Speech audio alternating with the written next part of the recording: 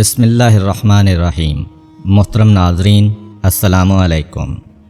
آج کی ویڈیو میں ہم یمن کے ایک بادشاہ جس کا نام اسعد ابو کرب تھا کا واقعہ بیان کریں گے۔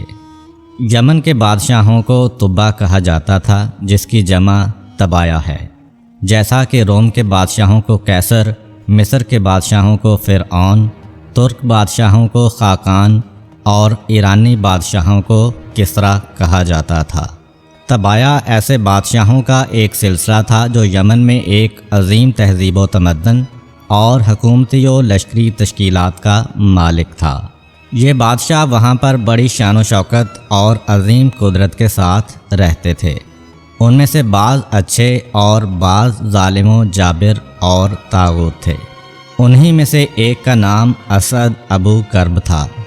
بعض روایات کے مطابق وہ خود اچھا شخص تھا، لیکن اس کی قوم گمراہی و ضلالت میں غرق تھی جو کہ ہلاک اور تباہ ہو گئی تھی۔ اسعد ایک مقتدر بادشاہ تھا۔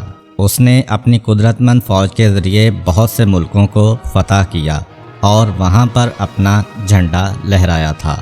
انہی فتوحات میں سے مکہ و مدینہ کو فتح کرنے کی ایک خوبصورت داستان بھی ہے۔ اسعد ابو کرب اپنے ملک کو وسیع و عریض کرنے کی غرض سے شہر مدینہ کو فتح کرنے کے لیے مدینہ کے نزدیک آیا اور مدینہ شہر کا محاصرہ کیا۔ اس نے یہودی علماء کے نام پیغام بھیجا کہ میں سرزمین مدینہ کو ویران کرنے والا ہوں، تاکہ اس میں ایک بھی یہودی باقی نہ رہے اور وہاں صرف اور صرف عرب کا قانون حاکم ہو۔ یہودیوں کا سب سے بڑا عالم شامول وہاں پر تھا۔ اس نے کہا، اے بادشاہ، یہ وہ شہر ہے جو حضرت اسماعیل علیہ السلام کی نسل سے آنے والے پیغمبر کی ہجرت گاہ ہے کہ جو مکہ میں پیدا ہوگا۔ پھر پیغمبر اسلام کے کچھ اوصاف بیان کیے۔ طبا چونکہ اس بارے میں پہلے کچھ جانتا تھا، اس نے کہا، پھر میں اس شہر کو ویران کرنے سے گریز کرتا ہوں۔ اسعد نے اوس و خزرج کے بعض قبائل کو حکم دیا کہ وہ اس شہر میں رہیں۔ جب پیغمبر موعود حضرت محمد صلی اللہ علیہ وآلہ وسلم ظہور کریں، ان کی مدد کرنا اور اپنی اولاد کو بھی اس بارے میں سفارش کرنا، یہاں تک کہ اس نے ان کے نام اپنے ایک خط میں پیغمبر موعود پر ایمان لانے کا اظہار بھی کیا۔ روایت ہے کہ آن حضرت صلی اللہ علیہ وآلہ وسلم نے فرمایا، طبا کو برا بھلا مت کہنا، وہ مسلمان ہو چکا تھا۔ اسعد سرزمین مکہ کو فتح کرنے کے لیے اپنا لشکر لے کر مکہ کی طرف روانہ ہوا۔ اس وقت اس کے ہمراہ 4000 دانشور موجود تھے۔ اس نے مکہ کو فتح کیا۔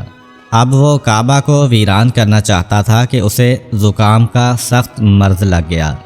اس بیماری کی وجہ سے اس کے کانوں، اس کی آنکھوں اور ناک سے بدبودار پانی بہنے لگا۔ طبیب اس کے علاج سے عاجز آ گئے اور انہوں نے کہا، یہ آسمانی مرض ہے، اس کا علاج ہماری قدرت سے باہر ہے۔ اگلے دن ایک دانشور مخفیانہ طور پر اسعد کے وزیر کے پاس آیا اور کہا، اگر اسعد اپنی نیت پاک و صاف کر لے تو میں اس کا علاج کرتا ہوں۔ وزیر نے اسعد سے اس دانشور عالم کے لیے اجازت حاصل کی۔ وہ اسعد کے پاس آیا اور اس سے کہا، تم اس کعبہ کو ویران کرنا چاہتے ہو؟ اس نے کہا، ہاں۔ عالم نے کہا، اس کام سے توبہ کرو، دنیا و آخرت کی بھلائی تمہیں نصیب ہوگی۔ اسعد نے توبہ کر لی تو اتفاق سے اس مرض سے شفا یاب ہو گیا۔ لہٰذا اسی وجہ سے خدا اور حضرت ابراہیم خلیل علیہ السلام پر ایمان لے آیا۔ نہ صرف یہ کہ اس نے کعبہ کی بے حرمتی نہ کی، بلکہ کعبہ کو ڈھانپنے کے لیے 7 قسم کے بڑے بڑے کپڑے مہیا کیے اور خانہ کعبہ پر چڑھائے۔ اس اعتبار سے وہ پہلا شخص تھا جس نے خانہ کعبہ کے لیے پردے بنائے۔ خانہ کعبہ پر لشکر کشی اور پھر اس کے لیے پردے بنانے کا واقعہ پیغمبر اسلام صلی اللہ علیہ وآلہ وسلم کی ولادت سے پہلے سن 5 میلادی کو پیش آیا تھا۔ بہرحال اسعد ابو کرب خود اچھا شخص تھا اور اپنے مقدسات کا احترام کرتا تھا، لیکن اس کی قوم فتوحات اور قصب قدرت کے نشے میں ایک گمراہ اور ستمگر قوم بن چکی تھی۔ اسی وجہ سے اللہ تعالیٰ نے انہیں کیفر کردار تک پہنچایا اور ان لوگوں کی قدرت و شوکت کو مٹی میں ملا دیا، جیسا کہ سورہ دخان کی آیت نمبر 37 میں ارشاد ہوتا ہے، بھلا یہ لوگ بہتر ہیں یا قوم تبع اور ان سے پہلے والے افراد جنہیں ہم نے اس لیے تباہ کر دیا کہ یہ سب مجرم تھے۔